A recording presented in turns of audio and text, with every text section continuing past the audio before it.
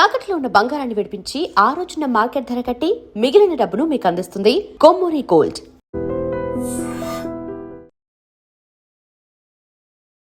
Hi నమస్తే, welcome to iDream media. నేను మీ రొద్దం శ్రీనివాస్. తెలంగాణ సంస్కృతిలో ఆట పాట మాట గొప్ప స్థానం ఉన్నది. తెలంగాణ సంస్కృతిలో అలాగే జానపదానికి కానీ లలిత కళలకు కానీ జానపద కళాకారులకు కానీ గొప్ప స్థానం ఉన్న ఒక సంస్కృతిని మనం తెలంగాణలో చూస్తాం. ఒక సామాజిక సమస్య కాకపోవచ్చు, లేకపోతే చారిత్రక సంఘటనలు కావచ్చు, ఏదైనా సరే ప్రజల సమస్యలను మాటలు పాటలు రూపంలో అందరికీ తెలిసేలా చేయడంలో, తెలంగాణ ఉనికిని చాటడంలో ఇక్కడ కళాకారులు ఎప్పుడూ ముందుంటున్నారు. అలాంటి కళాకారుల్లో, నవతరం కళాకారుల్లో ఇప్పుడు మనకు సనత్ జయసూర్య ఒకరు. సనత్ జయసూర్య ఇప్పుడు మనతో ఉన్నారు. నమస్తే జయసూర్య గారు. జయసూర్య గారు, ఫస్ట్ ఆఫ్ ఆల్ మీ పేరు సనత్ జయసూర్య, శ్రీలంక క్రికెటర్ నేమ్ కదా? సో ఈ పేరు మీ ఒరిజినలా లేకపోతే ఏదైనా స్టేజ్ నేమా? లేదు సార్, నా ఒరిజినల్ నేమే. మా నాన్నకి ఆ బ్యాట్స్మెన్ అంటే బాగా ఇష్టం. మా ఇంట్లో అందరు క్రికెట్ పిచ్చోళ్ళు అనమాట. ఓకే. సో వాళ్ళు బాగా చూసేది. మా నాన్నకి ఆ ప్లేయర్ బాగా ఇష్టం కాబట్టి నాకు ఆ పేరు పెట్టుకున్నారు. అట్లా చిన్నప్పుడు మా నాన్న అమ్మ ఇద్దరు కలిసి ఆ పేరు పెట్టారు, సనత్ జయసూర్య అని. చాలా యూనిక్. ఇంటి పేరు కూడా మార్చేశారా? లేదండి, మా ఇంటి పేరు పెందోట.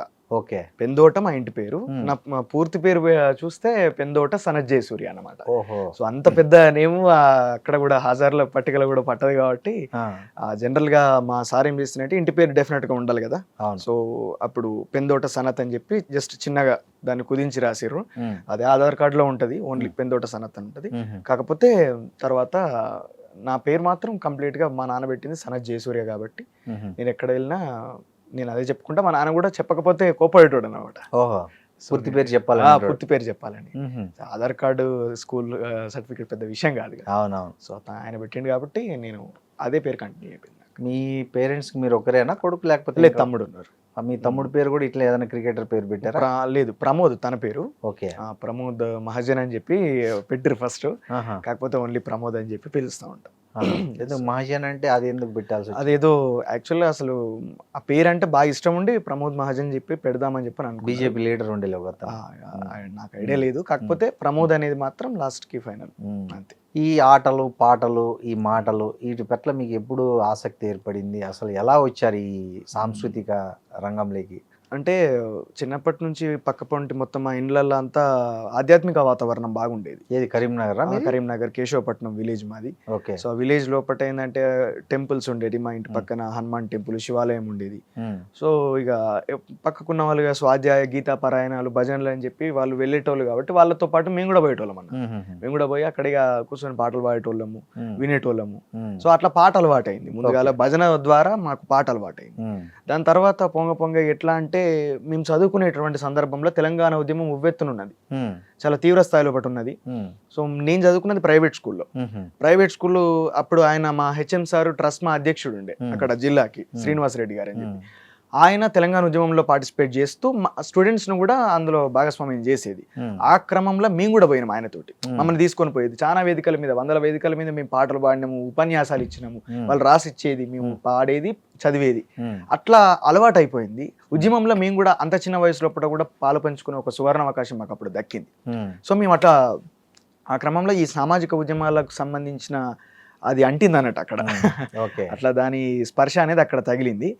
ఆ తర్వాత మేము పెరిగిన వాతావరణం, మేము ఎదుర్కొన్నటువంటి కష్టాలు అవన్నీ కూడా ఎట్లా అంటే ఆ వ్యవస్థ లోపల, ఆ దారి లోపల ఇంకా గట్టిగా వెళ్ళినాయి అన్నట్టు. తర్వాత మా స్నేహితులు చాలామంది సామాజిక ఉద్యమాల నేపథ్యం ఉన్న వాళ్ళంతా జర్నలిస్టులు, తర్వాత అప్పుడు తెలంగాణ మూమెంట్లో గట్టిగా పనిచేసిన వాళ్ళు, ప్రజా ఫ్రంట్లో పనిచేసిన వాళ్ళు, వాళ్ళందరూ ఉండేది మూమెంట్స్లలో గట్టిగా పనిచేసిన వాళ్ళు. సో వాళ్ళకు ఆ నేపథ్యం ఉన్నది కాబట్టి వాళ్ళు కూడా అదే ఆలోచన విధానంతో ఉండేది. వాళ్ళు కూడా మాకు చెప్పేది. సో ఆ సహచర్యం కూడా కాస్త పనికి వచ్చింది, కలిసి వచ్చింది. ఇక ఆ కోరి తర్వాత ఇక ఒక 5 సంవత్సరాల 6 సంవత్సరాల క్రితం ఏంటంటే కంప్లీట్గా అసలు ఆ అస్తిత్వ ఉద్యమాలు, సామాజిక ఉద్యమాలు, నక్సలైట్ ఉద్యమాలు, తర్వాత తెలంగాణ ఉద్యమం, అసలు ఉద్యమాలు ఎందుకు జరిగినాయి, తెలంగాణ లోపల ఎందుకు ఎక్కువ జరిగినాయి, ఈ రీసెర్చ్ ఇది అంతర్మథనం బాగా జరిగి అక్కడి నుంచి అనేక పాటలు పాడుకుంటా, వినుకుంటా, ఆ తర్వాత స్వయంగా రాయడం, అవి కొంచెం ఇక్కడ దాకా తీసుకురావడం జరిగింది. అట్లా కుటుంబ నేపథ్యం ఏంటి జయసూర్య గారు? మాది విశ్వకర్మ కుటుంబం అన్న. నాన్న హౌస్ల పని చేసేవాడు, అమ్మ చదువుకున్నది, తను ప్రైవేట్ టీచర్గా చేసేది, అంగన్వాడీ టీచర్గా చేసేది. 10 సంవత్సరాల క్రితం 2016 లోపల అమ్మ చనిపోయింది అనారోగ్య కారణాలతోటి. వైద్య సాయం సరిగా అందలేదు. ఎక్కడికి పోయినా అది పెద్ద మనిషిని కిల్ చేసేంత రోగం కాదు, కానీ దానికి సరైనటువంటి వైద్య సహాయం అందక, ఆ పరిస్థితి లేక, ప్రభుత్వాలు కల్పించలేక, తెలంగాణ వచ్చినాక కూడా అట్లాంటి గోసు ఉండబట్టి మా అమ్మ చనిపోయింది. అమ్మ చనిపోయినాక నాన్న కొంచెం డిస్టర్బ్ అయ్యింది బాగా. చిన్న చిన్న గొడవలు ఏంటి, కొంచెం డ్రింక్ ఎక్కువ ఉండే. నాన్న కూడా ఇబ్బంది పడి లాస్ట్కి మానసికంగా తట్టుకోలేక ఆయన ఆత్మహత్య చేసుకొని చనిపోయాడు. సో అట్లా రకంగా మేము అవి కూడా మా లోపల ఒక ట్రామా లెక్క అయిపోయింది మా జీవితం లోపల. సో ఇవన్నీ ఎందుకు జరిగినాయి నా ఆలోచన ఒక్కసారి వెనుకకి వెళ్ళి చూస్తే, I'm the main victim of this systemic negligence. So నాకు అది అర్థమైంది, ప్రభుత్వాల నిర్లక్ష్యం వల్లనే కదా నేను ఇంత సపోర్ట్ని కోల్పోయినా, నా తల్లిదండ్రులను కోల్పోయినా. సో ఈ ప్రభుత్వాల నిర్లక్ష్యం ఎంతమంది తల్లిదండ్రులకు ఇట్లాంటి ఏడుపునిస్తున్నది, ఎంతమంది పిల్లలకు ఇట్లాంటి నేర్పిస్తున్నది. గతంలో ఇప్పుడు ఉద్యమంలో చూసుకుంటే అనేక మంది పిల్లలు ఆత్మహత్యలు చేసుకొని అమరులైపోయి వాళ్ళ తల్లిదండ్రులను నేర్పించారు. సో ఇట్లా తెలంగాణ చరిత్రనంతా కూడా ఒకసారి తవ్వి చూసుకుంటే వెనకకు పోతే అన్ని ఇట్లాంటి గోసలే ఉన్నాయి, ఇంతకంటే దారుణమైనటువంటి గోసలు ఉన్నాయి. అవన్నీ చూసినప్పుడు ఖచ్చితంగా వీటిని అడ్రస్ చేయాలి. ఒక పాట అనే ఆయుధం మన లోపల ఉన్నది కాబట్టి దాన్ని ఏదో ఒక రకంగా ఈ సామాజిక ఉద్యమాలకు ఉపయోగించాలి ఈ గొంతుని అని చెప్పని అనుకున్నాం. ఫస్ట్ మీరు రాసి పాడిన ఫస్ట్ పాట ఏంది? బాగా మీకు పేరు తెచ్చిన పాట ఏంటి? పేరు తెచ్చిన పాట అన్న అది ఇదే హైదరాబాదు ప్రాంతం లోపల ఒక చిన్న 6 ఏళ్ల పాప మీద అత్యాచారం జరిగినప్పుడు, అత్యాచారం జరిగింది 6 ఏళ్ల పాప మీద, ఆ పాప ఏమి ఎక్స్పోజ్ చేయలేదు. చాలా మంది అంటారు కదా, ఆడవాళ్ళు ఎక్స్పోజ్ చేస్తేనే వాళ్ళ మీద అత్యాచారాలు జరుగుతున్నాయి అని చెప్పారు. మరి ఆ చిన్న పాప ఏమి ఎక్స్పోజ్ చేసింది? దుస్తులు వేసుకున్నది? ఎందుకు ఆమె మీద అత్యాచారం జరిగింది? చిన్న పిల్లలు ఇంకా దైవంతోటి సమానం అంటారు కదా, ఎందుకు ఆమె మీద అత్యాచారం జరిగింది?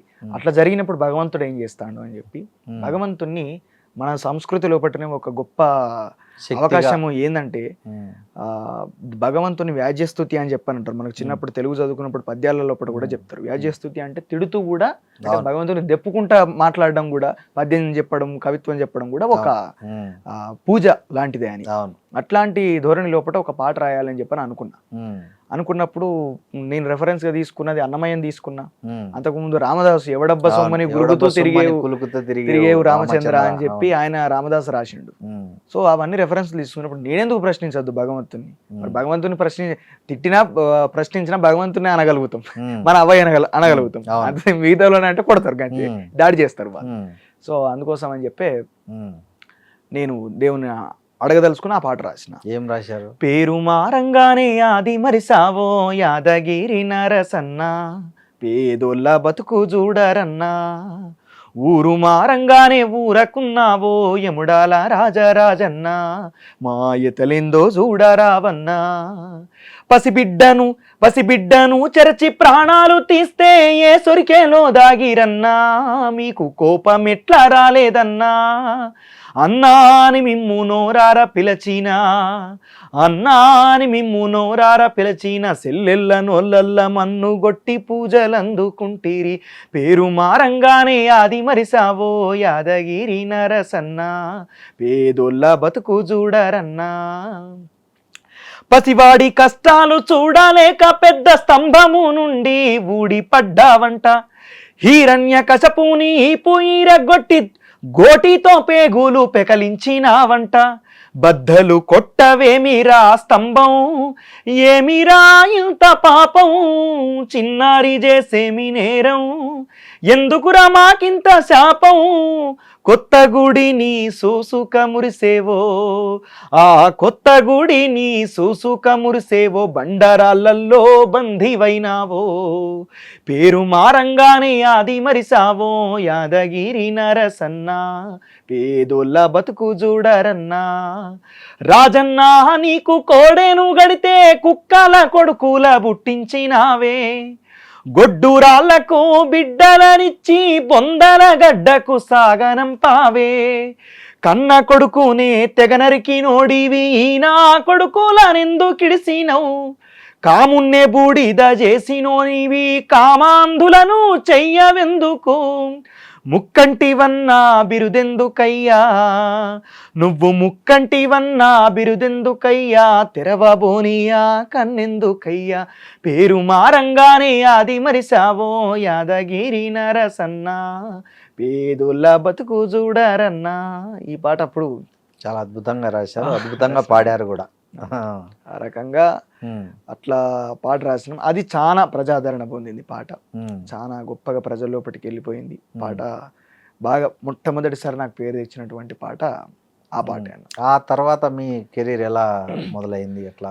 ఆ తర్వాత నేను అంటే నా కెరీర్ లో చాలా పనులు చేసిన. నేను డ్రైవర్ గా పని చేసిన.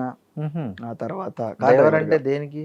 కార్ డ్రైవర్ గా పనిచేసిన. కార్ డ్రైవర్ 2018 ఆ ప్రాంతంలో కార్ డ్రైవర్ గా పనిచేసిన. అంటే క్యాబా లేకపోతే ఎవరికైనా వ్యక్తులు? అడ్డ మీద పెట్టుకునే బండ్లు ఉంటాయి కదా, 4-7 బండ్లు ఉంటాయి వాళ్ళందరికీ. సో అట్లా నేను ఒక బండికి అట్లా డ్రైవర్ని, హైదరాబాద్కి కరీంనగర్కి అట్లా ట్రిప్పులు కొట్టే డ్రైవర్ అన్నట్టు. అట్లా కొన్ని రోజులు పనిచేసిన. ఆ తర్వాత అది వర్కౌట్ కాలేదు. ఆర్కెస్ట్రా సింగర్ గా పనిచేసిన. అది నచ్చలేదు ఆ పరిస్థితి. సింగర్ గా పోయి పాటలు పాడేది. ఆ వాతావరణం నచ్చలేదు నాకు. నచ్చలేదు, బయటకు వచ్చేసిన. మళ్ళీ దాని జోలికి పోలే. ఆ తర్వాత పాటలు పాడడం, భజన కార్యక్రమాలలో ఎక్కువ పాల్గొనేది. అట్లా పోయినా. దాని తర్వాత నువ్వు మాట్లాడతావు కదా, నువ్వు మంచి మాట కూడా బాగానే ఉన్నది కదా, మీడియా ఫీల్డ్ లో ఏదైనా ప్రయత్నం చెయ్యి అని చెప్పి కొంతమంది సజెస్ట్ చేసి ఎంకరేజ్ చేస్తే హైదరాబాద్కి వచ్చిన అన్న. ఇక్కడ హైదరాబాద్ లో అందులో పనిచేసిన. ఈ మీడియా ఫీల్డ్ లోపల కూడా కొన్ని రోజులు పనిచేసిన. ఎక్కడ? సంవత్సరం ఏఎన్ఆర్ స్టూడియోస్ అని చెప్పి ఒకటి కొత్త స్టూడియో అది పెట్టుండే, అందులో పనిచేసిన. దాని తర్వాత తులసి చంద్ గారి దగ్గర పనిచేసిన. తులసి చంద్ గారు నాకు మంచి పుషప్ ను కూడా ఇచ్చిర్రు. ఇది వాస్తవానికి మొట్టమొదటిసారి నన్ను నా మాటను ప్రపంచానికి పరిచయం చేసింది ఆమె. అంతకుముందు వరంగల్ లోపట ఈ కంప్లీట్ గా ట్రాక్ మేకింగ్ అంటే సాంగ్ కంపోజ్ చేయగలుగుతాను. నా పాటలు నేనే మ్యూజిక్ చేసుకుంటా మొత్తం. పాట యాప్ వాడతారా? సాఫ్ట్వేర్ అంటే ఇప్పుడున్నటువంటి దానికి, ఇప్పుడు జనరల్ గా రికార్డింగ్ కి మనం ఉపయోగించే సాఫ్ట్వేర్ సంబంధించిన పని మొత్తం నాకు వచ్చు. 2 సంవత్సరాలు దాని మీద నేను నేర్చుకున్నా. ఒక నంగునూరు నాగరాజు గారు అని చెప్పి వరంగల్ లోపట ఒక స్టూడియో ఉండేది, శారదా స్టూడియోస్ అని చెప్పి. ఆ స్టూడియోలో 2 సంవత్సరాలు నేనున్నా. అక్కడ ఉన్నప్పుడు ఆయన కంప్లీట్ గా నాకు ఆ వర్క్ నేర్పించిండు, అది నేర్చుకున్నా. దాని తర్వాత ఇప్పుడు పాట రాసి పాడి మ్యూజిక్ ట్రాక్ నేనే మేకింగ్ చేసుకొని, నేనే రికార్డింగ్ చేసుకొని, కథ, స్క్రీన్ ప్లే, డైరెక్షన్ ఆ రకంగా అట్లా అనేక మంది నాకు ప్రోత్సాహం ఇచ్చిరన్న. చాలా మంది ప్రోత్సాహంతో ఈ స్థాయి లోపల నిలబడగలుగుతున్నా అంతే. ఈ ఫ్యామిలీ మీకు మ్యారీడా? అన్మ్యారీడ్. ఏంటి పెళ్ళి ఇప్పుడే వద్దనుకున్నారా? సెటిల్ అయ్యే ఇప్పుడు అవసరం లేదు, ఇప్పుడు వద్దనుకున్నా. చాలా హ్యాపీగా ఉన్నా నేను. అంతేనా? హ్యాపీగా అంటే కామెడీగా జీవితంలో తప్పకుండా ఒక సహచర్య అవసరమే. కాకపోతే మంచి దొరకాలి, మంచి నాకెంత 28 సంవత్సరాలు 29 సంవత్సరాలు ఉంటాయి అంతే. కాస్త ఇంకో 5 సంవత్సరాల దాకా పనిచేయాల్సింది ఉన్నది, చేయాలన్నటువంటి ఆలోచన ఉన్నది. సో ఆ విల్ పవర్ ఉంది కాబట్టి. ఏమన్నా భవిష్యత్తులో ఈ ప్రాజెక్టులు చేయాలని ఏమన్నా టార్గెట్ పెట్టుకున్నారా? అట్లేం లేదు అన్న. సమస్యల మీదనే నిరంతరం మనం పాట అయినా మాట అయినా ఉపయోగపడాలని చెప్పి అనుకుంటూ పోతున్నా. సో పర్టికులర్ అన్ని పర్టికులర్ నా దృష్టిలో ప్రతి సమస్య ప్రధానమైనటువంటి సమస్యని. కాకపోతే సమస్యకు పరిమాణం ఉంటుందని చెప్పి నేను భావిస్తా. ఆ సమస్య పరిమాణాన్ని బట్టి మనం మాట్లాడాలని చెప్పానంట. ఆ సమస్య ఒక చాలా చిన్నది అని చెప్పానంటే అక్కడున్న వాళ్ళు మాట్లాడితే బాగుంటుంది కదా, సెటిల్ చేసి పరిష్కారం అవుతుంది అని చెప్పని అనుకుంటే అక్కడ నడుస్తుంది. లేదు దాన్ని సాధ్యం కాదు అనుకున్నప్పుడు అది ఇంకా లార్జర్ లెవెల్లో వెళ్ళాలి, చాలా మందికి తెలియాలి అని చెప్పని అనుకుంటాం. ఈ సోషల్ మీడియా మీ కెరీర్ని మలుపు తిప్పిందని చెప్పొచ్చా? వాస్తవంగా ఎలా? సోషల్ మీడియా లోపలనే నా మాట మొట్టమొదటిసారి బయటకు వచ్చింది. సో సోషల్ మీడియాలో చాలా మందికి నేను ఇంతకంటే ముందు తెలుసు. అంటే మీలాంటి వాళ్ళకి పరిచయం కావడానికంటే ముందు సోషల్ మీడియాలో చాలా మందికి తెలుసు నా మాట ద్వారా. దాని తర్వాత పాట ఎప్పుడైతే హిడ్మా మీద నేను చేసినటువంటి పాట, హిడ్మా తల్లి మీద, ఆమె ఆ ముసలామెను చూసినప్పుడు చాలా మంది దుఃఖపడ్డారు. నాకు కూడా బాధ అనిపించింది ఆమె పరిస్థితి చూసి. ఆమె ధైర్యాన్ని, ఆమె తెగింపును, శివంగి లాంటి ఆమె నడకను చూసి ఆ అక్షరాలు పుట్టి ఆ పాట రాస్తే అది కొన్ని లక్షల కోట్లాది మంది ప్రజలకు చేరిపోయి. సరే, మా ప్రేక్షకులకు కూడా ఒకసారి ఆ హిడ్మా తల్లి మీద రాసిన పాటను పాడి వినిపించండి. తప్పకుండా అన్న. గాలికి గాయం కానే కాదు, నిప్పుకు చెదలే పట్టబోదు, నీటిని ఎవ్వడు కోయలేడు, భూమిని ఎవ్వడు దాచలేడు, వీరులు తారలై నింగినున్న పోరాటమన్నది ఆగబోదు, ఆ వీరయోధుని గన్న అమ్మ పుంజి కంటి నీటి చుక్కల నుండి పుడతారులే మళ్ళీ వేల యోధులు, పుడతారులే మళ్ళీ వీర యోధులు, పాశమన్నము తిన్న కౌసల్యకు పుట్టినాడంట శ్రీరాముడు. ఆకలి కసి మీద కన్నీళ్లతో మింగినావో చంద్ర నిప్పులను, నిప్పులే గర్భాన దాగినాయో అగ్గి పిడుగులా బయటికొచ్చినాడో. డొక్క నిండని బక్క పెయ్యి నుండి బొక్క బరిసె నంది పుట్టినాడో. దశకంఠు నీ వంటి దండాకారణ్యము దగ్ధమైపోతుంటే చూడలేక, దశకంఠు నీ వంటి దండాకారణ్యము దగ్ధమైపోతుంటే చూడలేక, ఎదిరించి ఒరిగిన వాసంత నీలి మేఘనాథుడే నీ కొడుకు, మేఘనాథుడే నీ కొడుకు.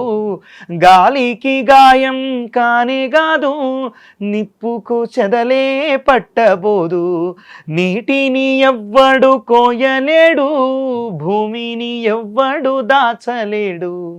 ఈ పాట రాయడం జరిగింది. చాలా అద్భుతంగా ఉంది, సాహిత్యం కూడా మామూలుగా లేదు. గాలికి గాయం కాదు, నీటిని ఎవరు కోయలేరు.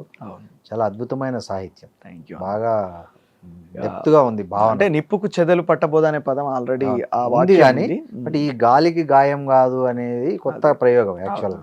అంటే ఆ నిప్పు తర్వాత పంచభూతాలని తీసుకున్నా. ఓకే. సో ఇది ఎట్లా చేస్తే బాగుంటది అనేది నా అంతర్మదనం జరిగి అప్పుడు మైండ్ లోపల. ఓకే. ఈ పాట కూడా బాగా పాపులర్ అయింది కదా. చాలా అసలు ఇదే బాగా. ఈ మధ్య ఖమ్మం జిల్లా వెలుగుమట్ల మీద కూడా ఒక పాట పాడినట్టు, ఈ ఎక్కువ సామాజిక సమస్యల మీద రాసి పాడుతున్నారు. ఎప్పటికీ ఎక్కువ కాదు, రాసేదే ఎక్కువ. ఈ వెలుగుమట్లకు కూడా వెళ్ళారా మీరు? వెలుగుమట్ల కూడా అంటే వెలుగుమట్లకు వెళ్ళే మూమెంట్ లోపల ఏం జరిగిందంటే, ముందు పృథ్వీరాజ్ అన్న, తర్వాత మన తొలి వెలుగు రఘు, వీళ్ళందరూ కూడా వెళ్ళినప్పుడు ఆ సమస్య అనేది బయటకు వచ్చింది. ఆ సమస్య బయటకు వచ్చినప్పుడు ఏం జరుగుతుంది అని చెప్పి చూసినాం. వాళ్ళ కరెంటు లేదు, నీళ్లు లేవు, ఆ పిల్లలందరూ కూడా ఇబ్బంది పడుతున్నారు. వాళ్ళు చెప్తున్నారు, మాకు మేము చదువుకుంటాం, మాకు హోంవర్క్ చేస్తలేరు అని చెప్పి మా టీచర్లు మమ్మల్ని కొడుతున్నారు, కాకపోతే ఇక్కడ కరెంట్ లేదన్న విషయం వాళ్ళకి ఎట్లా చెప్పాలి మేము అని చెప్పని వాళ్ళ బాధ వాళ్ళు బయటికి చెప్పారు. చెప్పిన తర్వాత చాలా అహంకారంతో వాళ్ళ ఇండ్లన్నీ కూడా 2 రోజుల లోపల అధికారులు అందరూ కూడా వచ్చేసి అక్కడ మొత్తం కూడా ఒకటే ఏకకాలంలో ఖమ్మం జిల్లాలో ఉన్నటువంటి జేసీబీలను మొత్తం కూడా తీసుకొచ్చి అంటే ఎక్కువ టైం తీసుకోకుండా ఆ భూమిని ఆక్యుపై చేయాలనే ఉద్దేశమా కొంతమందిది? ఇప్పుడు అక్కడ ఉన్నటువంటి తుమ్మల నాగేశ్వరరావు కావచ్చు, పొంగులేటి శ్రీనివాసరెడ్డి కావచ్చు, వీళ్ళందరూ కూడా బడా వ్యాపారవేత్తలు. వాళ్ళ రాజకీయ నాయకుల కంటే మంత్రుల కంటే ఎక్కువ కూడా వాళ్ళు వ్యాపారవేత్తలు. వాళ్ళ దగ్గర డబ్బులు తీసుకొని టికెట్లు ఇచ్చే పార్టీలకు సిగ్గులేదు. పార్టీలకు సిగ్గులేదు, అది అంతే కదా. వాళ్ళు ఏ పార్టీలు లేరు, వాళ్ళ కనీసం బీఆర్ఎస్ లో ఉన్నారు, ఇప్పుడు కాంగ్రెస్ లో ఉన్నారు. అన్ని పార్టీలు వాళ్ళ దగ్గర డబ్బులు తీసుకుని టికెట్లు ఇస్తే ఇట్లనే అంటే కొత్త నాయకత్వాన్ని ఎంకరేజ్ చేయనంత కాలము, నాయకత్వాన్ని సృష్టించినంత కాలము, తయారు చేయనంత కాలము ఇట్లాంటి పరిస్థితులే ఎదుర్కొంటారు ప్రజలైనా సరే, సమాజం అయినా సరే. కంప్లీట్ గా తెలంగాణ ముఖ్యంగా. అయితే అక్కడ కంప్లీట్ గా ఏంటంటే అన్న, మొత్తము అక్కడ రహదారి మీద, ఖమ్మము నేషనల్ హైవే మీద, నేషనల్ హైవేకి దగ్గర లోపల ఈ భూదాన్ భూములు ఉన్నాయి. 250 కోట్ల ఆస్తి అని చెప్పి మన కలెక్టరే దాన్ని ప్రకటించిండు. అక్కడ కలెక్టర్ కూడా చాలా విమర్శలు ఎదుర్కొన్నారు కదా. కలెక్టర్ ఆయన మా ఉమ్మడి కరీంనగర్ మెట్టుపల్లి ప్రాంతానికి సంబంధించినటువంటి వ్యక్తి, బహుజన వర్గాల నుంచి వచ్చినటువంటి వ్యక్తి, వాళ్ళ బాధలు గోసలు అన్ని తెలిసినటువంటి వ్యక్తి. 2000 మారాడనే విమర్శ కూడా రబ్బర్ స్టాంప్ అయిపోయిండు. ఈ రోజు 2018లో మేము SRR కళాశాల లోపల డిగ్రీ చదువుతున్నప్పుడు ఆయనకు అప్పుడే ర్యాంక్ వచ్చింది. ఏం పేరు ఆయన పేరు? దురిశెట్టి అనుదీప్ కుమార్ అని. అనుదీప్ కుమార్ లేదో తెలియదు. దురిశెట్టి అనుదీప్ ఆయన పద్మశాలి సామాజిక వర్గము, ఒక ఉత్పత్తి ఆర్థిక వ్యవస్థ నుంచి వచ్చినోడు, వాటి గురించి తెలిసినోడు, అక్కడ ఆ వర్గాలకు సంబంధించినటువంటి కుటుంబాలే ఉన్నాయి, వాళ్ళ గోసంతా తెలిసినోడు. ఇది వాళ్ళంతా నేరస్తులు, వాళ్ళ మీద కేసులు పెడతాం, వాళ్ళంతా భూమిని కబ్జా చేసిర్రు. అరే భూదానం చైర్మన్ డైరెక్ట్ ప్రకటించారు, వాళ్ళకి పట్టాలు ఇచ్చిన మేమని. అవును, ఆయన పబ్లిక్ గా చెప్పిండు వచ్చి. అట్లాంటిది ఆయన చెప్పినాక కూడా వీళ్ళు ప్రభుత్వం ఈ రోజు సొంతగా స్వయంగా తనను తాను ఆత్మహత్య చేసుకున్నది ప్రభుత్వం. మేము నేరస్తులం అని చెప్పి నిరూపించుకున్నది. ఇప్పుడు ఆ నేరస్తులు అయినరు కాబట్టి అక్కడ ఉన్నటువంటి మంత్రులు, అక్కడ ఉన్నటువంటి ప్రభుత్వ వ్యవస్థ వాళ్ళని శిక్షించాలి కదా. ఒకటి విచిత్రం అనిపిస్తుంది నాకు, రాహుల్ గాంధీ దేశమంతా తిరిగి బుల్డోజర్ గవర్నమెంట్ అని బీజేపీని విమర్శిస్తుంటాడు. ఇక్కడ కాంగ్రెస్ ప్రభుత్వం చేసింది కూడా అదే కదా. వెలుగుమట్లలో కానీ, మూసీ ఏరియాలో కానీ సేమ్ బుల్డోజరే కదా. దీని మీద తనకి ఎవరు చెప్పరా? బీజేపీకి కాంగ్రెస్ కు వాళ్ళ ఎగ్జిక్యూషన్ లో, పొలిటికల్ ఎగ్జిక్యూషన్ లో ఎక్కడ కూడా మొత్తం ఎట్లాంటి తేడా లేదు, ఉమ్, అంతా ఒక్కటే. ఉమ్, కాకపోతే ఏంటంటే ప్రజల్ని మభ్యపెట్టడానికి వాళ్ళు ఎంచుకున్నటువంటి పంధాలు వేరు కావచ్చు, అంతే. అంతే తప్పించి ఉమ్, వాళ్ళు జనం మీద ఇట్లాంటి అణచివేతని గతం లోపల వాళ్ళు కేంద్రం లోపల అధికారంలో ఉన్నప్పుడు సాల్వాజుడం ప్రయోగించలేదా? అవును, ఎక్కడ ఉద్యమాలు జరిగితే అక్కడ అణచివేతలు చేయలేదా? చేశారు. వాళ్ళే కదా టాడా చట్టాలు ఇవన్నీ, ఉపా అవును. చట్టాలు ఇవన్నీ తీసుకొని వచ్చింది వాళ్ళే కదా. అవును, అవును, వాళ్ళను వీళ్ళు కంటిన్యూ చేస్తున్నారు, వాళ్ళు తీసుకొచ్చిన దాన్ని, వాళ్ళ అవును. అణచివేతను వాళ్ళ పగ్గాలు వీళ్ళ చేతికి పోయిన దాన్ని వీళ్ళు ఇంకా ఎక్స్ట్రీమ్ గా కంటిన్యూ చేస్తున్నారు అవును. తప్పించి తేడా ఇద్దరికి లేదు. మనం ఎమర్జెన్సీ పరిస్థితులను ఒకసారి తలుచుకుంటే ఉమ్, ఈ రోజు అప్రకటిత ఎమర్జెన్సీ అనేది దేశవ్యాప్తంగా ప్రధానమంత్రి నరేంద్ర మోడీ కొనసాగిస్తాడు, రాష్ట్రంలో కూడా రేవంత్ రెడ్డి కొనసాగిస్తాడు. ఈ కాకపోతే అది మనకి వెలుగు ఏర్పడతలేదు. మట్లలో అంటే మీరు ఏమనిపించింది వాళ్ళంతా బాధలు? చాలా మంది మేము చూసాము, చాలా అవును. బాధ చిన్న అనిపించింది చిన్న నాకు కూడా. పిల్లలన్నా ఒక ఆమె అయితే నా ఇల్లు ఒకసారి చివరిగా చూసుకొని వస్తా అని ఆమె అది ఎంత ఎమోషన్. హృదయ ఒక విదారకమైనటువంటి అతను ఏదో దృశ్యం అది. పాపం పని చేసుకొని ఏదో హమాలి పని చేసుకొని ఇల్లు కట్టుకుంటే రాత్రి రాత్రి నేలమట్టం చేయడం ఇవన్నీ. దాదాపు 1890 కుటుంబాలు, ఉమ్, దగ్గర దగ్గర 600 ఇండ్లు, ఉమ్. ఇవన్నీ కూడా నిలమట్టం చేసేసి మళ్ళీ ఏకకాలంలో. పట్టాలు ఇవ్వడం ఏంది వాళ్ళకు? అదే కదా, ఇక్కడ నేలమట్టం మేము చేసిన తప్పు తర్వాత- చేసినామని నాలుక కొరుక్కున్నారు వాళ్ళు. ఇప్పుడు కూల్చక ముందు పట్టాలు ఇస్తే కొంచెం బుద్ధి జ్ఞానం ఉండేవాడు ఎవరైనా కానీ, కూల్చేసి ఎవడన్నా పట్టాలు ఇస్తాడా? వాళ్ళు స్వయంగా ఏంటంటే ఉమ్, మేము కూల్చినాము, తప్పు చేసినాము ఉమ్, కాబట్టి ఆ తప్పును కప్పిపుంచుకోవడానికి ఉమ్, ఒక ఆర్భాటంగా ఉమ్, ఒక మీటింగ్ పెట్టి ఉమ్. చాలా గొప్పగా దాన్ని నిర్వహించి వీళ్ళు కూడా వీళ్ళకి పోయి పట్టాలు ఇచ్చారు. పట్టాలు తీసుకోకుండా ఏదైనా నిరసన వ్యక్తం చేయాల్సిండే వీళ్ళు కూడా, బాధితులు కూడా అంటే పాపం. అన్న ఉమ్, వాళ్ళందరూ కూడా బాధలో ఉన్నారు. ఉమ్, బాధలో ఉన్న వాళ్ళు, మనము ప్రజల్ని నిత్యం చైతన్యవంతం చేయడానికి డెఫినెట్గా ఒక అథారిటీ తీసుకొని ఖచ్చితంగా వాళ్ళ తరపున నిలబడాలి. ఒకటి. రెండో విషయం ఏంటంటే నిలబడేట వాళ్ళు నిలబడ్డరు. ఉమ్, ప్రజలు ఎట్లా అంటే ఉద్యమం చేయడానికి కాదు కదా వాళ్ళు అక్కడ ఉన్నది, అవును. వాళ్ళకి న్యాయం కోసం చూస్తున్నారు. కరెక్ట్. ఉద్యమం చేయాల్సింది, పోరాటం చేయాల్సింది, నిలబడాల్సింది మీలాగా మాలాగా మన లెక్క రెస్పాన్సిబిలిటీ తీసుకున్న వాళ్ళు నిలబడాలి, వాళ్ళ బాధ్యత అది. అవును, ఉద్యమం వాళ్ళకి కావాల్సింది ఉద్యమం ఎందుకు కోరుకుంటారన్న, ఉద్యమం అసలు ఏం లేనప్పుడు ఉద్యమం ఏం అవసరం? అవును. అంత మంచిగా ఉన్నప్పుడు ఉద్యమం అవసరం లేదు. ఇప్పుడు ఉద్యమం ఎందుకు అవసరం అంటే పట్టాలు ఏదో ఎవడింటికి వాళ్ళకి పట్టాలు ఇస్తే ఎంత పేరు ఉండేది గవర్నమెంట్కి. గవర్నమెంట్ తన బాధ్యత పేరు కోసం చేసుకోకపోయినా బాధ్యతగా నిర్వహించాలి. కాకపోతే కూల్చడం ఎందుకు? అది నేను మళ్ళా పట్టాలు ఇచ్చటం ఇందిరామిల్ ఇచ్చటం అన్న, అక్కడ గుడిసె కూలిపోయినోడు ఉన్నాడు, బంగ్లా పోయినోడు, బంగ్లా పోయినోడు ఉన్నారు పాపం. ఎంత మంచి కట్టుకున్నారు. 30 లక్షలు పెట్టినా 20 లక్షలు పెట్టినా వాళ్ళ జీవితాంతం కష్టపడి కట్టుకున్న బంగ్లానే కదా అది. అవును, ఈ రాజుకి ఉసుక సిమెంటు కంకర బెందడి ఇదంతా వట్టిగా రాదు కదా, రాదు, కష్టపడితేనే వస్తుంది. వాళ్ళు దానికోసం హోమ్ లోన్స్ పెడతారు, చిట్టీలు ఎత్తుతారు, అప్పులు చేస్తారు. అవును. ఒక ఇల్లు కట్టి చూడు పెళ్లి వాళ్ళ చేస్తాడు 20-30 ఏళ్ల కష్టం నేలపాలు చేశారు. నేలపాలు చేసిరు. అవును. ఇట్లాంటి దుర్మార్గమైన పరిస్థితిని చూసే మేము అప్పుడు ఏం రాశారు పాట? మీరు దాని మీద కూడా ఒకటి పాట రాయడం జరిగిందన్న. ఇటుక మీద ఇటుకను కలిపే సెమట సుక్కరా, కష్టాలు కలబోసి నింపిన పునాదిరా, వాళ్ళ గోసలే ఆ గోడలు అప్పులపై కప్పురా, పసిబిడ్డల నవ్వులే గుడ్డి దీపమాయరా, ఎన్నెన్ని కలలు గని కట్టుకున్న గూడురా, కండ్ల ముందు గూలుతుంటే కలలు కల్లలాయరా, మూడు రంగుల జెండా బట్టిన బుల్డోజరు వచ్చెరా, 3 క్షణాలల్ల బతుకునేల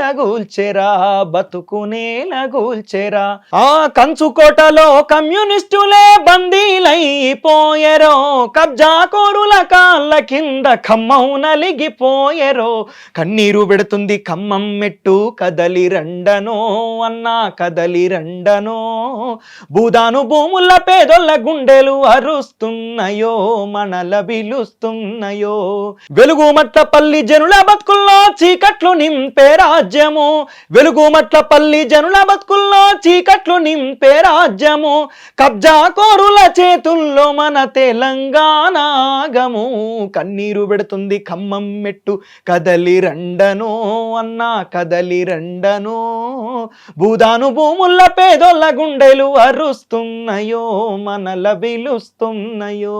ఈ పాట రాసినామన్న. అప్పుడు ఈ పాట రాసినాకైనా వచ్చారా కమ్యూనిస్టులు అక్కడికి? కమ్యూనిస్టులు ఇంతవరకు వాళ్ళకు కంప్లీట్ గా ఒక కంచు కోట లెక్క ఉమ్, రాష్ట్ర వ్యాప్తంగా తెలుగు రాష్ట్రాల్లో మొత్తం కూడా ఖమ్మం కమ్యూనిస్టుల అంటేనే యొక్క అవును. పరిస్థితే ఉమ్, చాలా దుర్మార్గమైనటువంటి పరిస్థితుల లోపల ఉన్నది. ఆ పార్టీ ఉమ్, యొక్క ఉమ్, ఉనికి అనేది ప్రశ్నార్థకం అయిపోయినటువంటి ఉమ్, పరిస్థితుల ఉమ్. లోపల ఖమ్మం లోపల మాత్రం మొన్న ఉమ్. మున్సిపల్ ఎలక్షన్ లోపల, అంతకుముందు పంచాయతీ ఎలక్షన్ గెలిచారుగా మొన్న కూడా గెలిచిర్రు, ఉమ్, చాలా గొప్పగా గెలిపించారు. ఉమ్, అయినప్పటికీ కూడా ఉమ్, ఆ ప్రజలు ఉమ్. మేము పేద వర్గాల పార్టీలు మా ఈ పేదల తరపున నిలబడతాము, మరి ఉమ్. భూ పోరాటాలు చేసింది మేమే కంప్లీట్ గా అని చెప్పి చెప్పుకుంటారు కదా అవును. కమ్యూనిస్టులు. ఉమ్, మరి వాస్తవాన్ని కూడా చేసింది వాళ్ళే. ఉమ్. కమ్యూనిస్టుల లోపల చాలా గొప్ప నాయకులు, సిపిఎం సిపిఐ ఈ పార్టీ ఈ విషయంలో ఎందుకు వాళ్ళు స్పందించకుండా సైలెంట్ అయిపోయారు? ప్రభుత్వాలతోటి కుమ్మక్కైనప్పుడు, ప్రభుత్వాలతోటి తానా అంటే తందానా అన్నట్టుగా ఒక మిత్రపక్షంగా ఉన్న తర్వాత ఉమ్, ఏ రకంగా వాళ్ళు స్పందిస్తారన్న? ఉమ్. ఎట్లా స్పందిస్తారు? కనీసం సిపిఎం కానీ సిపిఐ కానీ వాటి అనుబంధ సంఘాలు కానీ నోరెత్తలే. అసలు ఎంత చావచచ్చి అంటే నోరెత్తుడు అంటే మేము జెండాలు పట్టుకొని నిలబడ్డాము, అన్ని పార్టీల లెక్క మేము కూడా పోయి వాళ్ళకు సంఘీభంగా ఇది కాదు. ఒక గట్టి పోరాటము, అసలు సమర్థవంతమైనటువంటి పోరాటము, ప్రజల తరపున నిలబడి వాళ్ళకి న్యాయం జరగాలని చెప్పి ఎవరు జెండా పట్టుకొని నిలబడాల్సింది. రాలే. కాకపోతే వాళ్ళు చేయలేదు. అది బాధ అనిపించింది. ఫెయిల్యూర్. ప్రజలకు ఉన్న ఆ కాస్త విశ్వాసం పోయేలాగా బిహేవ్ చేస్తున్నారు. అట్లనే అది మాకు ఇప్పటికీ బాధ. కుమ్మెర మల్లన్న జాతర విషాదం కూడా యాక్చువల్గా వాస్తవం. అక్కడ కూడా చాలా పెద్ద ఎత్తున, అది వాస్తవం ఏందనేది మనకు తెలియదు కానీ అక్కడ కూడా ఇంత చేస్తే కమ్యూనిస్టుల నుంచి రెస్పాన్స్ లేదు. అవును. అంటే ఇక్కడ అస్తిత్వ పోరాటాలని కుల పోరాటాలుగా, లేకపోతే కులం మీద జరిగినటువంటి దాడిని పరువు హత్య అని చెప్పి మనం మాట్లాడతాం. పరువు హత్య కాదు, అది ఉన్మాదంగా చేసింది. కులోన్మాద హత్యలు, కులోన్మాద దాడులు అవన్నీ. అవును. ఇప్పుడు ఇదే గొడవ అనేది ఒక రెడ్డికి మధ్య జరిగితే మాట గల్లలు పట్టుకునేటోళ్ళు కావచ్చు, రాజకీయంగా కొట్లాట పెట్టుకునేటోళ్ళు కావచ్చు. నువ్వు కాల్తోటి తన్నే అంత దుర్మార్గమైనటువంటి ఆలోచన నీకు వస్తుంది అని చెప్పారంటే నీ మనసు లోపట, నీ హృదయం లోపట, మైండ్ లోపట ఎంత వివక్ష ఉంటే నువ్వు కాళ్ళతోటి తన్ని చంపేంత స్థితికి నువ్వు దిగజారుతావు. ఉన్మాదం అనేది ఎంత వెరితల. యాక్చువల్ గా రెడ్లు కూడా శూద్రులే. అది వాళ్ళకి అర్థం కావాలి. అంటే ఇప్పుడు ఇక్కడ ఉన్నటువంటి ఆర్థిక పరిస్థితి, సామాజిక పరిస్థితి శూద్రులుగానే పరిగణిస్తారు వాళ్ళని కూడా. వాళ్ళేమి ఇది వ్యవసాయదారులే కదా, వ్యవసాయదారులు శూద్రులుగానే పరిగణిస్తారు వాళ్ళు. కానీ ఆ స్పృహ లేకుండా అది నిజంగా బాధాకరమైన, చాలా దారుణమైనటువంటి సంఘటన. ఇప్పటి వరకు వాళ్ళకి న్యాయం జరగాలి. అంటే ఈ ఛానల్ ద్వారా నేను కూడా ఒక ప్రశ్న ఏమిటంటే అన్న, చాలా మంది రాజకీయ పార్టీల నాయకులు, రాజకీయ పార్టీల అనుబంధ సంఘాలు వీళ్ళందరూ వచ్చి కూడా మేము దీక్ష కూర్చుంటున్నామని చెప్పి ప్రభుత్వం అక్కడ భూదాను బాధితులకు ఒక రోజు ముందు పట్టాలు ఇచ్చే ఒక రోజు ముందు ఆ విషయం ఆల్రెడీ ఆ సమాచారం తెలుసుకొని రేపు పొద్దుగాల వీళ్ళకి పట్టాలు పంపిణీ చేస్తున్నారు అంటే ఇంకా లార్జర్ గా జనానికి తెలియక ముందు కొన్ని రాజకీయ పార్టీలు అక్కడ కూర్చొని రాజకీయ నాయకులు మేము నిరవధిక దీక్ష చేస్తున్నామని చెప్పి ప్రకటించి కూర్చున్నారు. మరి ఇదే నిరవధిక దీక్ష కుమ్మెర బాధితుల కోసం ఎందుకు కంటిన్యూ చేయలేదు? కుమ్మెర బాధితులకు న్యాయం జరిగే వరకు మేము నిరవధిక దీక్షకు కూర్చుంటామని చెప్పి ప్రకటించి ఎందుకు కూర్చోలేదు? వాళ్ళకు న్యాయం చేయడానికి ఎందుకు మళ్ళీ ఇప్పుడు ఈ సగం పోరాటాలు చేస్తున్నారని చెప్పి మేము ప్రశ్నిస్తాం. ఇది ఒకటే ప్రశ్న. ఎందుకంటే వాళ్ళ ఉపన్యాసాలు, వాళ్ళు పెట్టే సభలు, వాళ్ళు చెప్పే మాటలు ఇవన్నీ కూడా విని మేమందరం కూడా చాలా గొప్ప జ్ఞానం ఉన్నది ఇందులో అని చెప్పి చాలా గొప్ప గౌరవంగా ఫీల్ అయితే, ఈ రోజు వాళ్ళు అనుసరిస్తున్నటువంటి రాజకీయ విధి విధానాలన్నింటిని కూడా ప్రజల్ని లోపలికి నెట్టేటటువంటి పరిస్థితులు లోపల ఉన్నాయి. ఎందుకు ఇట్లా చేస్తున్నారని చెప్పి ఒక ప్రశ్న మాత్రం మేము లేవనెత్తదలుచుకున్నాం. ఇదే దీక్షలు, ఇదే పోరాటాలు ఇక్కడ భూదాన్ బాధితులకు పట్టాల పంపిణీ చేసి అసలు పట్టాలు పొందిన వాళ్ళే అలా 20% కూడా చక్కగా లేరు. వాళ్ళు అసలైనటువంటి బాధితులకు రాలేదు. ఒక పెద్ద డ్రామా అది. పట్టాల పంపిణీ కార్యక్రమం అనేది అన్న మొత్తం 600 కుటుంబాలకు 300 మందికి పంచుతున్నామని చెప్పని అన్నారు. 300 మందిని ఎండ్లా అకామిడేట్ చేయాలి? మిగతా 15 ఎకరాలలో వాళ్ళు చెప్పే అధికారికంగా చెప్పే 30 ఎకరాల లోపల ఉన్నటువంటి 15 ఎకరాలలో వాళ్ళని అకామిడేట్ చేయాలి. 9 ఎకరాలలో వాళ్ళను రీఅకామిడేట్ చేస్తున్నారు. 9 ఎకరాలలో అకామిడేట్ చేస్తే మిగతా భూమి అంటే ఏం కావాలి? మిగతా పట్టా వాళ్ళకి ఎప్పుడు పంపిణీ చేస్తారు? మిగతా బాధితులకు ఎప్పుడు న్యాయం చేస్తారు? వాళ్ళ కోసం ఎవరు మాట్లాడాలి? ఇది జరగనే లేదు, న్యాయమే జరగలేదు. ఒక పెద్ద డ్రామా జరిగితే ఆ జరిగిన పట్టాల పంపిణీకి ఇది మా పార్టీల విజయము, ఇది మా సంఘాల విజయము, ఇది పలానా వ్యక్తుల విజయం అని చెప్పి సోషల్ మీడియా లోపల విపరీతమైనటువంటి ప్రచారం చేసుకుంటున్నారు. నిజంగా న్యాయం జరిగితే మీరు ప్రచారం చేసుకోండి. కాకపోతే వాళ్ళకి న్యాయమే జరగలేదు. వాళ్ళ తరపున మళ్ళీ పోయి నిలబడతారా, కూర్చుంటారా, మాట్లాడతారా, గట్టిగా పోరాటం చేస్తారా? అయిపోయింది ఆ ఎపిసోడ్ క్లోజ్. ఇప్పుడు ఆ విషయం గురించి ఇప్పుడు ఇంకేదో కొత్త ఇష్యూ ముంగటికి వస్తుంది, క్లోజ్. అది ఈ కుమ్మేర మల్లన్న బాధితుల తరఫున కూడా ఏమైనా పాటలు రాశారా మీరు? అంటే అది కుల ఉన్మాదంతో ఈ అగ్రవర్ణ అహంకారంతో జరిగినటువంటి ఒక హత్య కాబట్టి ఆ ఉన్మాదం మీదనే కలెక్షన్ ఆఫ్ ఇష్యూస్ అంటే గతంలో పట్ల జరిగినటువంటి కులోన్మాద హత్యలు కావచ్చు, అవమానాలు కావచ్చు, వాటన్నింటిని కూడా దృష్టిలో పెట్టుకొని ఒక పాట అనేది రాయడం జరిగిందన్న. సూటు బూటు ఏసుకోని డిగ్రీ పట్టా చేతాబూని, సూటు బూటు ఏసుకోని డిగ్రీ పట్టా చేతాబూని, ఇలువగల్ల ఇంగ్లీషులో నేను మాట్లాడుతున్నా, నీ కులమేందని అడిగెనో ఈ భారత సమాజమే నాడు కుల్లిపోవునో మనువుగాని ఈ కులం, నీ కులమేందని అడిగెనో ఈ భారత సమాజమే నాడు కుల్లిపోవునో మనువుగాని ఈ కులం. ఆ చదువుకునే పోరగాండ్లు పల్లె ఇడిసి పట్నామేగి, చదువుకునే పోరగాండ్లు పల్లె ఇడిసి పట్నామేగి, హాస్టల్లా సీటు రాక అదే కొంపల ఉందామంటే, హాస్టల్లా సీటు రాక అదే కొంపల ఉందామంటే, మీ కులమేందని అడిగెనో ఈ భారత సమాజమే నాడు గుల్లిపోవునో మనువుగాని ఈ కులం, మీ కులమేందని అడిగెనో ఈ భారత సమాజమే నాడు గుల్లిపోవునో మనువుగాని ఈ కులం. భూమిని సంకల పెట్టుకొని పుట్టినోళ్ళు మీరంటారా, దుక్కి దున్నే కూలీ రైతుకు హక్కే లేదు పొమ్మంటారా, భూమిని సంకల పెట్టుకొని పుట్టినోళ్ళు మీరంటారా, దుక్కి దున్నే రైతు కూలికి హక్కే లేదు పొమ్మంటారా, ఈ భూమి ఎవ్వని సొత్తురో తెగబలిసిన ఓదొర, ఇది దున్నేటోని హక్కురో మదమెక్కిన ఓదొర అని చెప్పి ఈ అగ్రవర్ణ అహంకారంతో ప్రవర్తించుకుంటా హత్యలు అవమానాలు చేసేటటువంటి దొరల అహంకారాన్ని, పెత్తందారితనాన్ని వ్యతిరేకించుకుంటా ఇట్లాంటి పాటలని అనేకం రాసినామన్నా. అట్లా కొన్ని రికార్డ్ అయినాయి.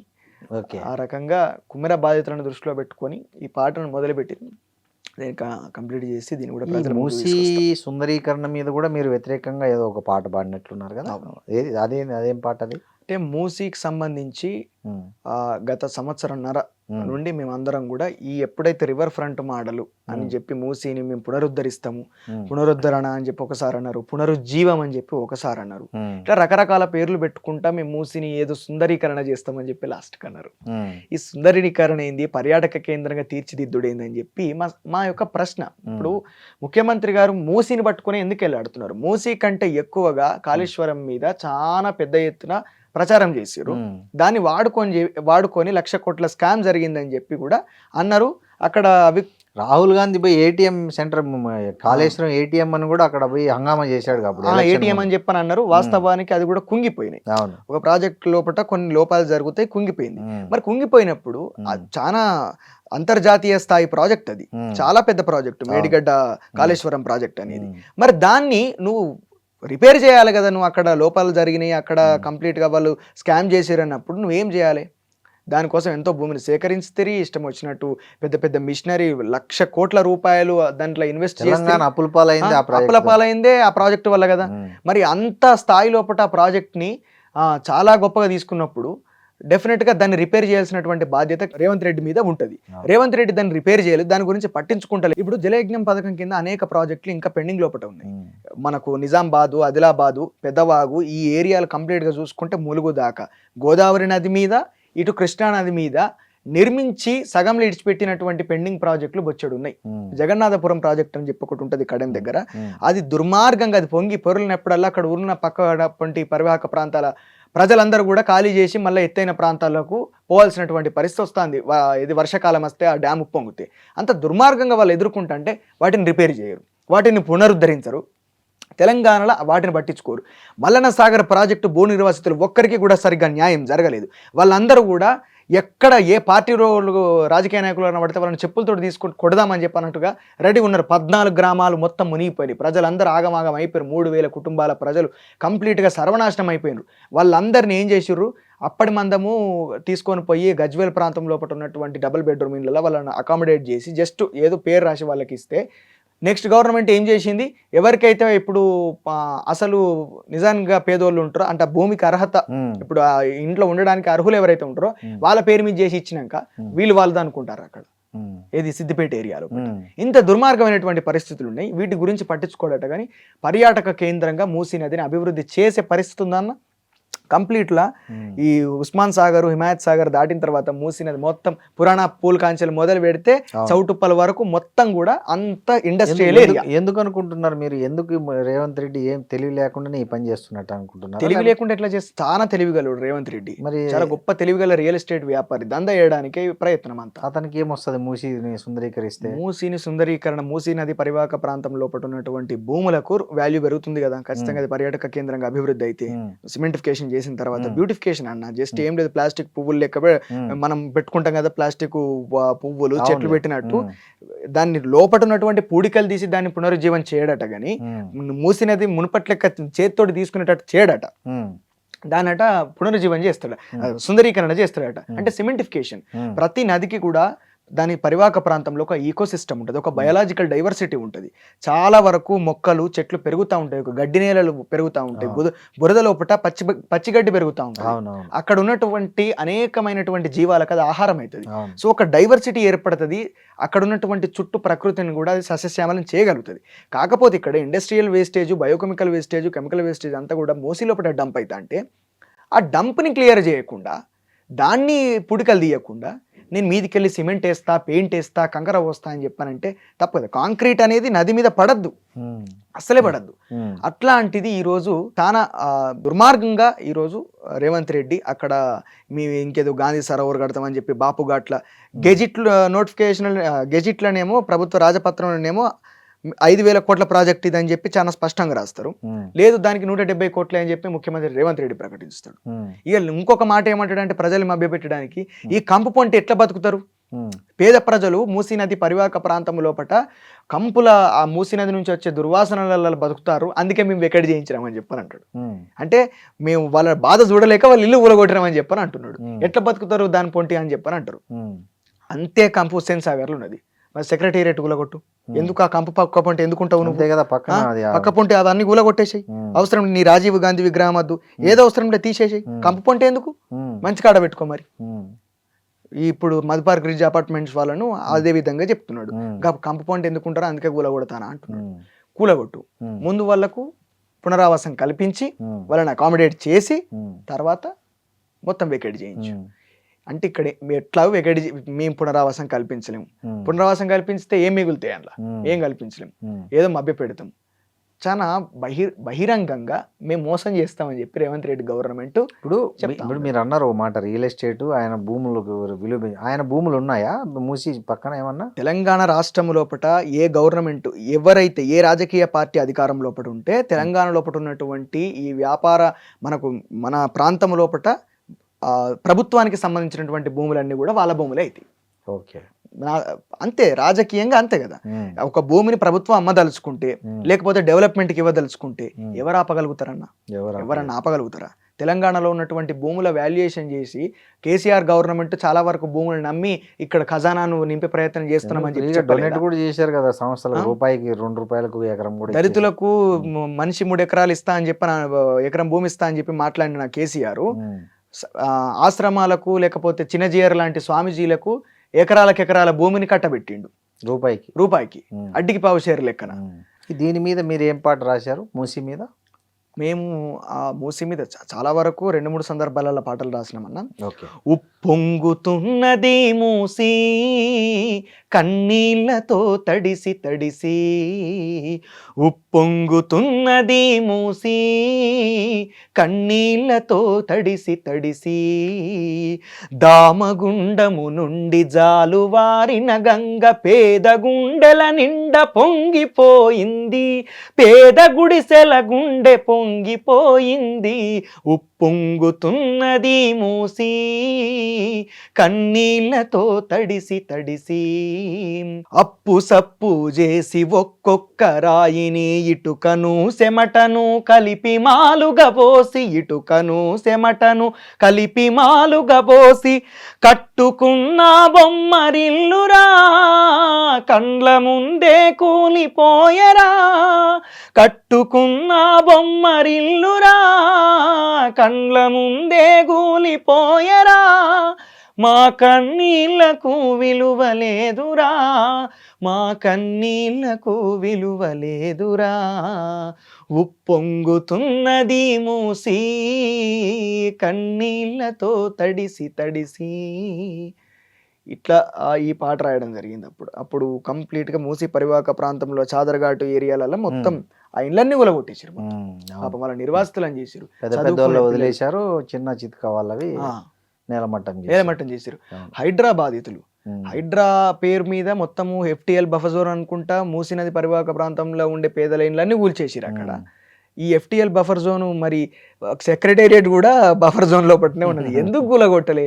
మీ ప్రభుత్వాలకు సంబంధించింది, మీ ప్రభుత్వం లోపల ఉన్నటువంటి నాయకులకు సంబంధించి, మిగతా ఆ రాజకీయ పార్టీ లోపల ఉన్నటువంటి పెద్ద నాయకులకు సంబంధించినటువంటి ఫామ్ హౌజులు అన్ని కూడా ఇట్లాంటి FTL బఫర్ జోన్లోనే ఉన్నాయి. వాళ్ళందరికీ ఇంతవరకు కూలగొట్టిన దాఖలాలు లేవు. ఓవైసీ కాలేజ్ కూడా. జయసూర్య గారు, అంటే మీరు ఏదైనా రాజకీయ పార్టీతో కలిసి పని చేయాలనుకుంటున్నారా, లేకపోతే ఎవరితోనైనా అలైన్ అయ్యి వాళ్ళతో భాగస్వామ్యంతో ఈ ఉద్యమాలు, ఈ సామాజిక విషయాల మీద స్పందిస్తున్నారా, లేకపోతే వ్యక్తిగతంగానే చేస్తున్నారు? లేదు, ఏ రాజకీయ లక్ష్యాలు కానీ ఆలోచనలు కానీ ఏవి లేవన్నా నేను ఎట్టి పరిస్థితుల లోపల కూడా రాజకీయాల లోపల నాకు అసలు ఆలోచన లేదు, నాకు ఆ క్యాపబిలిటీ లేదు. ఫస్ట్ ఇప్పుడు తెలంగాణలో కల్వకుంట్ల కవిత గారు ఒక సామాజిక తెలంగాణ నేపథ్యంలో ఒక కొత్త పార్టీ తేబోతున్నారు.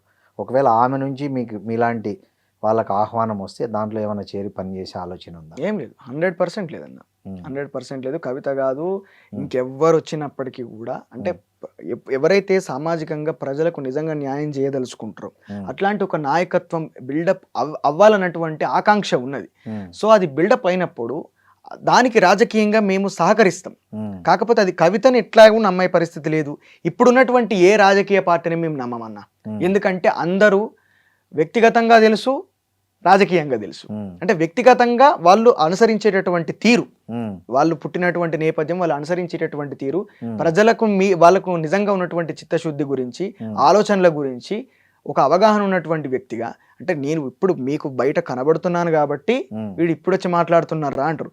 గత 4-5 సంవత్సరాల నుండి ఈ కుంపట్లన్నీ కూడా నేను గమనించుకుంటూ వచ్చిన. బీఆర్ఎస్ పాలన మీద కూడా మీరు ఇట్లే పాటలు రాసి పాడారా? అప్పుడు చాలా జరిగాయి. బీఆర్ఎస్ పాలన లోపల మేము పాటలు రాసి పాడింది లేదు, కానీ మేము గట్టిగా వాటిని వ్యతిరేకించినాం. పాటలు పాడుతున్నారు. అప్పటికే తెలంగాణ వ్యాప్తంగా బీఆర్ఎస్ పార్టీ మీద వ్యతిరేకత వచ్చింది, అనేక మంది పాటలు చేస్తున్నారు, పాడుతున్నారు. ఆ క్రమంలో మేము అనేక విషయాల మీద మేము స్పందించుకుంటా మేము వ్యతిరేకించినాం. అంటే మేము ధర్నాలు, రాస్తారోకోలు, లేకపోతే మేము మామూలుగా పోరాటాల లోపల భాగమైనము. ఆ పార్టీ అనుసరిస్తున్నటువంటి విధానాలకు వ్యతిరేకంగా మేము అనేక రకాలైనటువంటి రౌండ్ టేబుల్ సమావేశాలు కావచ్చు, ప్రెస్ మీట్లు కావచ్చు, తర్వాత ప్రజాభిప్రాయ సేకరణలు కావచ్చు, ఇవన్నీ కూడా కండక్ట్ చేసినాము. ప్రజల దగ్గరికి పోయి ఈ ప్రభుత్వం చేస్తున్నటువంటి అరాచకాలని ప్రజలకు అర్థమయ్యే విధంగా చెప్పే ప్రయత్నం మాత్రం చేసి. ఇప్పుడు కవిత గారి నాయకత్వం మీద నమ్మకం లేదా? కవిత గారు పెట్టే పార్టీ మీద మీకు నమ్మకం లేదా? కవిత గారు వచ్చినటువంటి నేపథ్యం ఏంటిదన్న? కవిత వచ్చింది అదే దోపిడీ వర్గం నుంచి వచ్చింది, అదే రాజకీయ పార్టీ నుంచి 10 సంవత్సరాలు తెలంగాణను సర్వనాశనం చేసినటువంటి రాజకీయ వ్యవస్థ నుండే వచ్చింది. కేసీఆర్ అండర్లో పట్టిన ఆమె పనిచేసింది. మరి ఆమె మీద కూడా అనేక ఆరోపణలు ఉన్నాయి. ఈ రోజు కేవలం అదేదో లిక్కర్ స్కామ్ ఒకటి క్వాష్ అయిపోయినంత మాత్రాన ఈరోజు ఆమె కంప్లీట్గా కడిగిన ముత్యమూల బయటకు వచ్చినా అని చెప్పి ఆమె చెప్పుకున్నంత మాత్రాన తెలంగాణ ప్రజలు నమ్మే పరిస్థితి లేదు.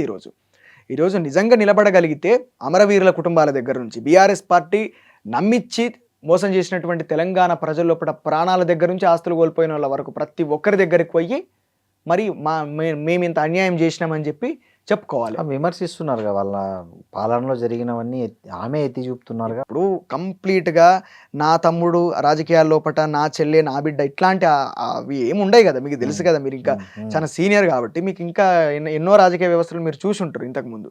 సో మీకున్నటువంటి అనుభవం ప్రకారం మీరే చెప్పండి. రాజకీయాల లోపల మిత్రులు ఉండరు, శత్రువులు ఉండరు, అదేవిధంగా రిలేషన్స్ కూడా ఉండే అని చెప్పి నేను అనుకుంటా. వాళ్ళు రాజకీయం కోసం ఏదైనా మాట్లాడతారు. అట్లా అని చెప్పి వీళ్ళిద్దరూ ఎదురుగా పడితే కొట్లాడుకుంటారని చెప్పి మనం అనుకుంటావా? పిచ్చోళ్ళైన జనాలు అభిమానంతో కొట్లాడుకుంటారు తప్పించి పార్టీల పరంగా కార్యకర్తలు కొట్లాడుకుంటారు. ఒక్కనాడు ఒక రాజకీయ నాయకుడు ఇంకొక రాజకీయ నాయకుడు గల్లలు పట్టుకున్నటువంటి పరిస్థితిని మనం ఎక్కడన్నా చూస్తామన్నా?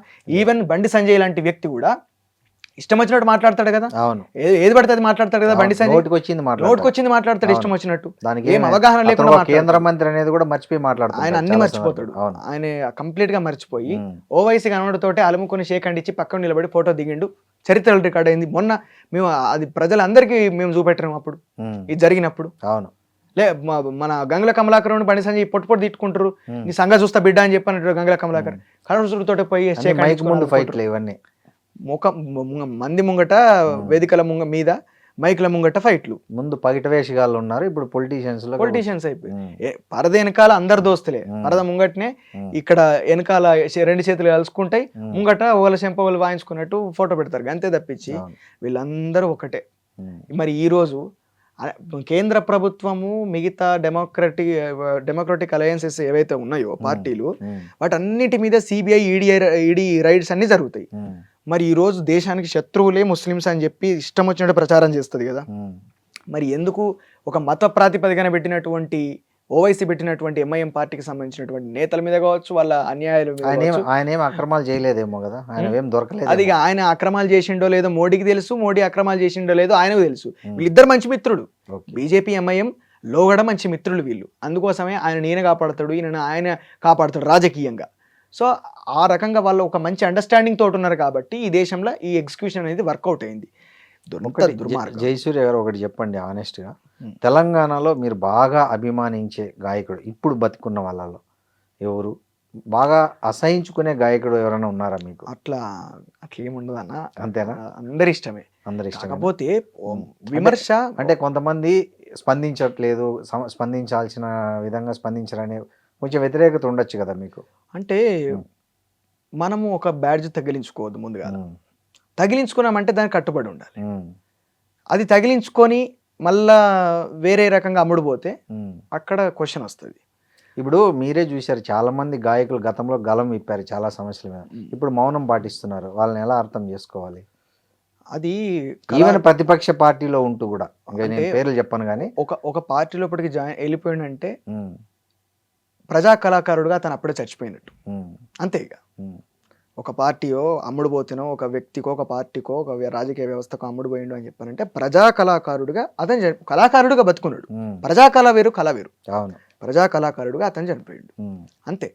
కానీ అతన్ని లాగి జుట్టు పట్టుకొని లాగి నువ్వు తప్పి చేసినావు, నువ్వు ఇట్లా లంగ దొంగ అని చెప్పానంటే అసలు లంగలు దొంగలు నిడిచిపెట్టి కళాకారులు అంటే ఏమొస్తుంది? ఎవరి పొట్టుకు అందరూ కళాకారులు కేవలం ఏదో మనం చేద్దాము, ఇక్కడ మొత్తం ప్రపంచం సృష్టిద్దాం అని చెప్పి రారనగా ప్రతి ఒక్కరు వాళ్ళ పొట్టకూటి కోసం వస్తారు అంతే. వాళ్ళ జీవన వృత్తి అన్నది, పాట పాడే గొంతు అనేది ఏ పాటనైనా పాడుతుంది.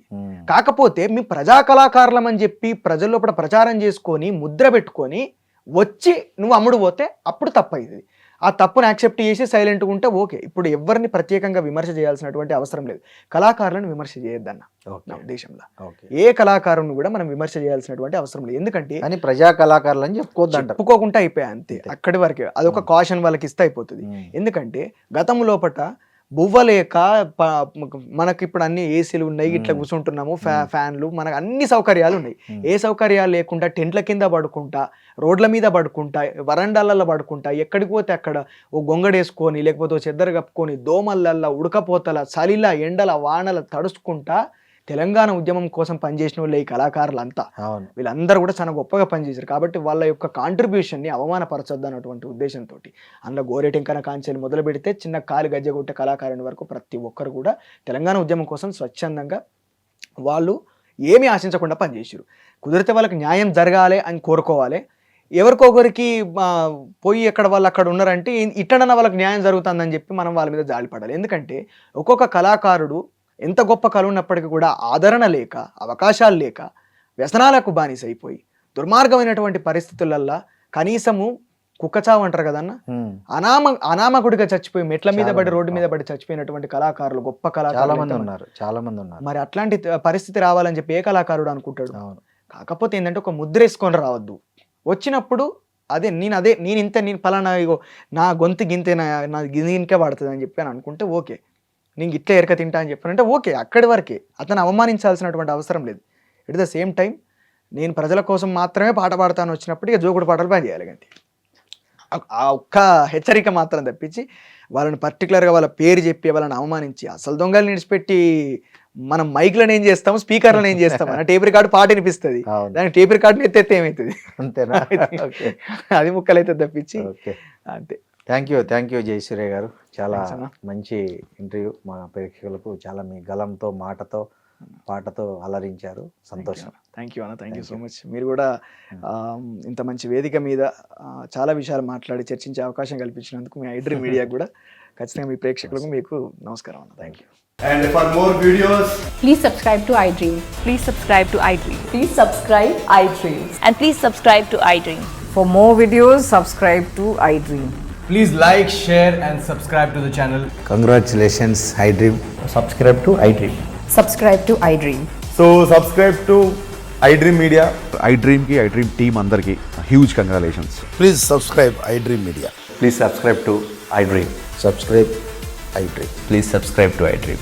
iDream అంటే నా కళల ఛానల్ను సబ్స్క్రైబ్ చేసుకున్న నోరు తిరుగుతలేదు, మీరైతే గంట గుర్తు కొట్టండి. For more such videos, please subscribe to iDream.